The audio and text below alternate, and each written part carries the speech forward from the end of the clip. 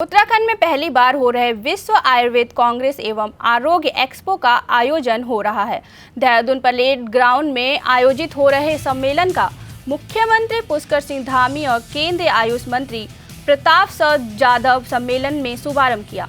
सम्मेलन के लिए देश विदेश से आयुर्वेद विशेषज्ञ उत्तराखंड पहुंचे हैं और 4 दिन तक चलने में सम्मेलन में आयुर्वेद चिकित्सा को बढ़ावा देने पर मंथन किया जाएगा। इसके अलावा आयुर्वेद विशेषज्ञ 600 शोध पत्र प्रस्तुत करेंगे। वहीं विश्व आयुर्वेद कांग्रेस एवं आरोग्य एक्सपो में 3 दिन इंटरनेशनल असेंबली का आयोजन किया जाएगा। बता दें, केंद्रीय आयुष मंत्रालय के स्तर पर विदेशों में स्थापित आयुष चेयर के प्रतिनिधि इस असेंबली में आयुर्वेद पर विचार विमर्श करेंगे। आज से शुरू हुआ कार्यक्रम 14 दिसंबर तक चलेगा और हर दिन असेंबली का कार्यक्रम रखा गया है, जिसमें America, Britain, Argentina, Australia, New Zealand जैसे देशों में स्थापित आयुष चेयर के डेलीगेट्स असेंबली का हिस्सा होंगे। मैं सबसे पहले तो 10वां आयुर्वेद एक्सपो यहाँ आयोजित करने के लिए, आयुर्वेद के सम्मेलन को आयोजित करने के लिए विश्व के प्रतिनिधियों को देवभूमि उत्तराखंड में आने के लिए एक सम्मेलन आयोजित करने के लिए माननीय प्रधानमंत्री जी का दिल से आभार व्यक्त करता हूँ कि हमको ये बड़ा मौका मिला है, जिससे निश्चित रूप से देवभूमि उत्तराखंड को आयुर्वेद के क्षेत्र में पूरे विश्व में लोगों को पूरे विश्व में जाने का अवसर मिलेगा। अनेक प्रतिनिधि जो आज देहरादून उत्तराखंड आए हैं और 4 दिनों तक लगातार यहाँ पर मंथन करने वाले हैं, वैद्य हैं, विशेषज्ञ हैं, आयुर्वेद के क्षेत्र में लंबा जिनका अनुभव है, वो सभी मिलकर एक मंथन करेंगे और उस मंथन चिंतन से एक अमृत निकलेगा और वो अमृत हमारे राज्य के लिए भी, देश के लिए भी और पूरी दुनिया के सभी प्राणियों के लिए एक बहुत ही मील का पत्थर साबित होगा।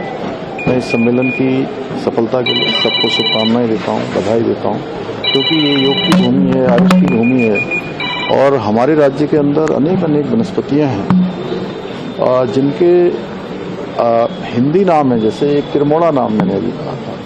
किरमोड़ा आयुर्वेदिक दृष्टि से, जड़ी बूटियों की दृष्टि से बहुत महत्वपूर्ण है, उसको अंग्रेजी में बेरीज कहते हैं। तो मैंने आज सम्मेलन में ये भी अनुरोध किया है कि बहुत सारी जड़ी बूटियों के जो हिंदी नाम हैं उन नामों को अंग्रेजी नाम में भी रखा जाए और हमारा राज्य और आयुर्वेद भारत सरकार का आयुष मंत्रालय मिलकर इस पर काम करेंगे तो निश्चित रूप से हमारे राज्य के लिए भी बहुत लाभकारी है। सर, राज्य में पहली बार आपने ऐसा कहा है कि अपर सचिव रैंक के अधिकारी ब्लॉक स्तर पर जाके योजनाओं की समीक्षा करेंगे।